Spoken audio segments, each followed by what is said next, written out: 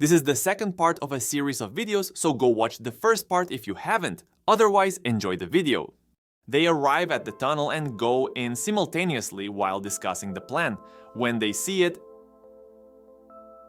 the other part of Turbo Granny, which is huge and apparently blocking the entrance as well as the exit.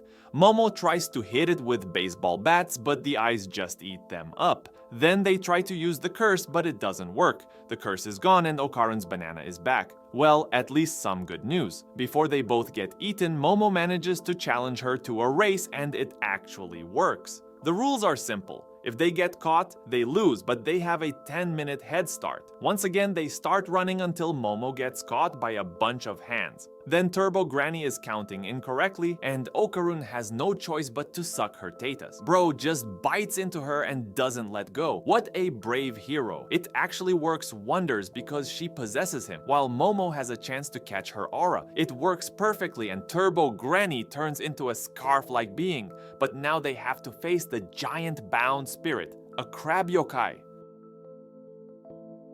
They sprint through the streets while being chased by the crab yokai, and before they get hit, Momo activates the curse. Okarun rushes while being ridden like a piggyback and falls off the cliff. This man's solution is to do the helicopter with his legs. I have to admit, that's creative. They land safely but don't have any time to breathe, and only then realize that ordinary humans can't see the crab. Momo has an idea, and they run up a building where there is a hot spring to try and boil the crab. This plan works, and after leaving the hot spring baths, they are confronted with another dilemma. A bunch of spirits have awakened from a nearby graveyard, and even the crab is somehow back. Okarun has to go all out one last time, after which Turbo Granny escapes and kicks them away. Now the situation is looking really bad and Turbo Granny harasses them while giving them 10 or 20 minutes to run away, but Momo demands only 1 second. She grabs onto the train and the whole Turbo Granny squad starts chasing them. She starts to catch up when the train has to turn, but because they are out of the city, Momo's grandma can successfully exorcise the Turbo Granny. All the trapped souls get freed and vanish while Momo catches Okarun and watches the scene. The next day, they all pray for the lost souls by the tunnel where mostly young girls like Momo got murdered. So Grandma is happy that our duo survived. Back at home, they fight over who gets to eat the crab, and apparently those two are ruthless animals when it comes to food. Okarun is annoyed with them, and Grandma says straight up, "Me your dick." This woman knows no shame and starts chasing him. Okarun starts to go home and says goodbye. However, this doesn't please the both of them, so Momo says see ya tomorrow. On the next day, Okarun is nervous, but they actually meet and go to school together. Okarun notices that his heart pounds much faster than usual when he is with Momo. However, this feeling gets cut short by a guy who pushes him out of the way. Okarun thinks to himself that it's not that disturbing this time. I wonder why.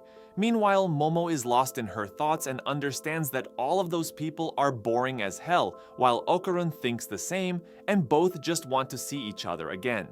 In the hallway, they miss each other and ask at their classrooms, where they get the wrong information and miss each other again. This continues until they both sit and think badly about themselves, but the irony of the cosmos lets them meet each other again, in the most wholesome way possible. They explain to each other the situation and realize they were doing the same thing. Damn guys, look how cute this constellation is, and even so, they get misunderstood by their classmates for kissing each other. After a quick argument, which also got misunderstood, they go separate ways and are mad at each other. Okarun only then realizes that his balls are gone. In Momo's classroom, everyone confronts her about the incident in the courtyard. She is pretty annoyed until Okarun bursts through the door and declares that his balls are gone, like my father when I was born.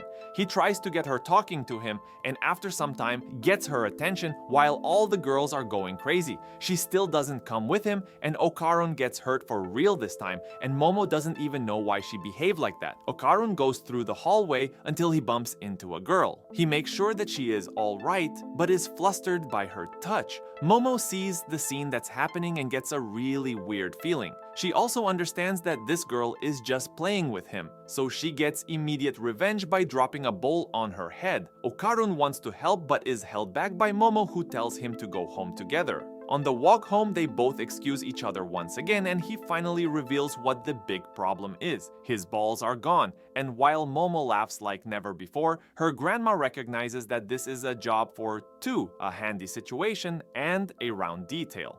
After an examination, she notices that there are no balls but something else, also roundly shaped, in his body.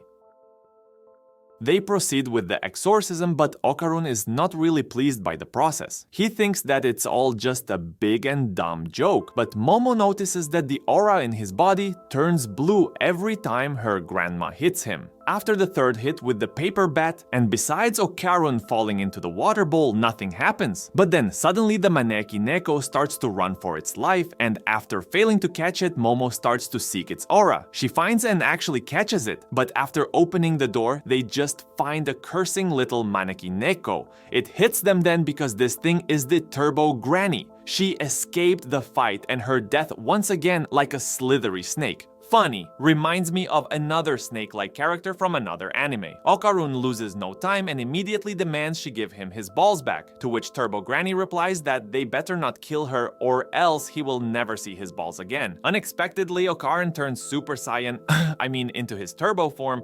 Momo's grandma explains that she only beat Turbo Granny's consciousness out of him, but not the spirit itself.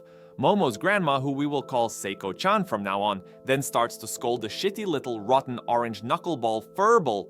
Damn, what a name. Meanwhile, Okarun returns to base form. They then make a deal that if Turbo Granny returns Okarun's balls, they will free her. But then the twist shows up because Turbo Granny lost Okarun's balls.